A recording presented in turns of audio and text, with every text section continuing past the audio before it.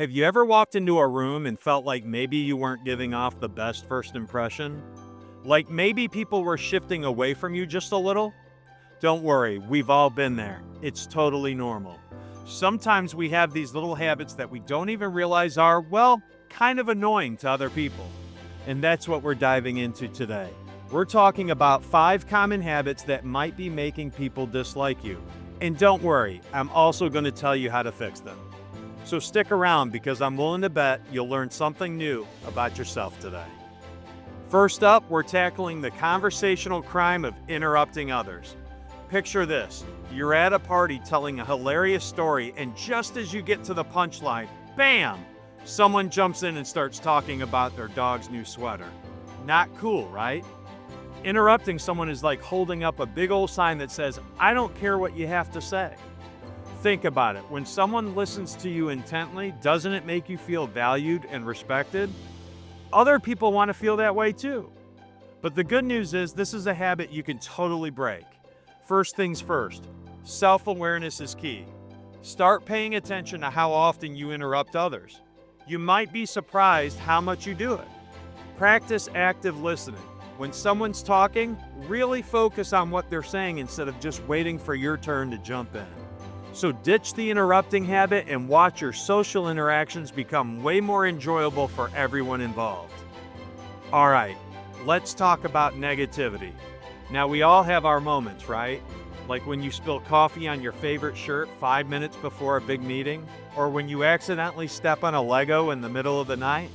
But if you're constantly complaining, always focusing on the bad, and generally bringing everyone down, people are going to start avoiding you. It's like being stuck in a rainstorm with no umbrella and soggy socks. It's just depressing. Plus, negativity can be contagious. So how do you break free from the negativity trap?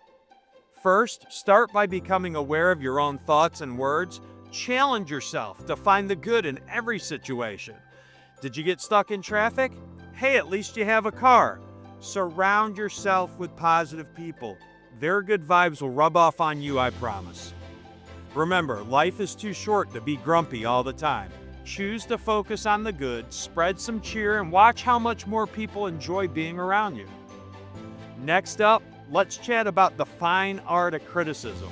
Now, giving and receiving feedback is an essential part of life, whether it's at work, in relationships, or even just with your barista when they accidentally spell your name wrong. But there's a big difference between offering constructive criticism and being overly critical. Constructive criticism is like a gentle nudge in the right direction. It's specific, it's helpful, and it comes from a place of wanting to see someone improve. Being overly critical, on the other hand, is like taking a sledgehammer to a delicate sculpture.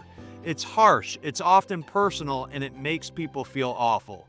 When you do offer criticism, make sure it's coming from a place of kindness and helpfulness. Ask yourself, is this criticism really necessary? Will it actually help this person improve? Or am I just being picky for the sake of being picky? And when you do offer feedback, make sure it's specific and actionable. Instead of saying that presentation was terrible, try, "Hey, I noticed that you were speaking really quickly during your presentation. Maybe next time you could try slowing down a bit." Remember, the goal of criticism shouldn't be to tear someone down, but to help them grow. So choose your words wisely and always err on the side of kindness. All right, let's be honest. We've all been there. You meet someone new, you hit it off, and suddenly you're telling them your life story, including that embarrassing time you accidentally wore your dad's underwear to school in the 6th grade. While vulnerability and sharing personal stories can be wonderful ways to build connections, there's a fine line between being open and oversharing. Think about it. Have you ever been trapped in a conversation with someone who's sharing way too much information? It can be awkward, right? So how do you know when you're crossing the line from charmingly candid to awkwardly oversharing? Well, it's all about reading the room. Pay attention to their body language and their cues. Are they leaning in, engaged in the conversation? Or are they suddenly backing away, eyes darting around the room for an escape route?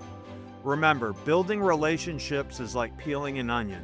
You start with the outer layers and slowly work your way in, revealing more of yourself as you get to know and trust each other. So go ahead, share your stories, but maybe save that embarrassing underwear incident for a few dates down the line, okay?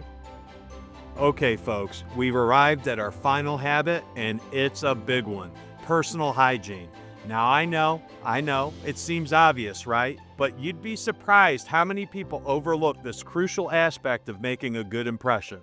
Look, I'm not saying you need to look like you just stepped out of a magazine photo shoot every time you leave the house. But let's be real: bad breath, strong body odor, or an unkempt appearance can be a major turnoff for people. Think about it. You're meeting someone for the first time and they lean in for a handshake, but as soon as they get within a 5-foot radius, you're hit with a wall of, shall we say, unpleasantness. Not exactly the best way to start a conversation, right? First impressions matter, and hygiene plays a huge role in that. So what are some simple hygiene habits that can make a world of difference? First and foremost, shower regularly, and please use soap. Deodorant is your best friend. Brush your teeth, floss, and for the love of all that is holy, use mouthwash. Bad breath is a one-way ticket to being avoided like the plague. Remember, personal hygiene is an investment in yourself and your relationships. So go ahead, treat yourself to some nice smelling soap, stock up on deodorant, and show the world that you're someone who takes care of themselves. That's a wrap. There you have it, folks. 5 common habits that might be making people dislike you and how to fix them. Remember, we all have our quirks and our little imperfections, and that's what makes us human. But by being mindful of these habits and making a few simple changes, you can create a more positive and enjoyable experience for yourself and everyone around you. Thanks for watching. See you next time.